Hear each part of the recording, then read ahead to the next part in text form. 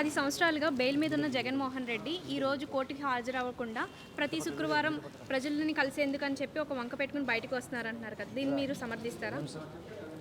ఎలా సమర్థిస్తామమ్మా? తప్పు చేసినటువంటి వాళ్ళు శిక్ష అనుభవించక తప్పదు. కోర్టు అనేటటువంటివి న్యాయస్థానాలు ఎందుకున్నాయి? న్యాయాన్ని నిలబెట్టేదానికి. అటువంటి న్యాయస్థానం నుంచి తప్పించుకుంటున్నటువంటి ఎవరైనా కానీ వాళ్ళని శిక్షించక తప్పదు.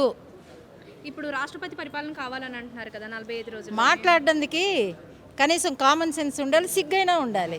ఇది లేదు అది లేదు. 4 రోజులు అవ్వలేదు. మేము నీతి నిజాయితీలతో పనిచేసినటువంటి ప్రభుత్వం చంద్రబాబు నాయుడు గారి ప్రభుత్వం. అటువంటి ప్రభుత్వాన్ని అనేక రకాలుగా పార్టీని ఇబ్బంది పెట్టారు 5 సంవత్సరాలు, నాయకులను ఇబ్బంది పెట్టారు 5 సంవత్సరాలు, అనేక రకాలైనటువంటి దుర్భాషలు ఆడారు ఈ దౌర్భాగ్యులు. ఇప్పుడు మాట్లాడడానికి ఏమైనా సెన్స్ ఉందా?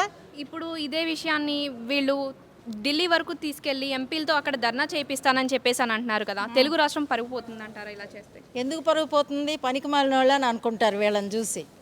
పనికిమాలిన వాళ్ళు పని లేక వచ్చారు అని చెప్పని అనుకుంటారు. ప్రజలు ఇచ్చిన తీర్పును చూసి 11 సీట్లతో ఏ మొహం పెట్టుకొని ఇంకా తిరుగుతున్నాడు ఈయన నాకు అర్థం కావట్లేదు.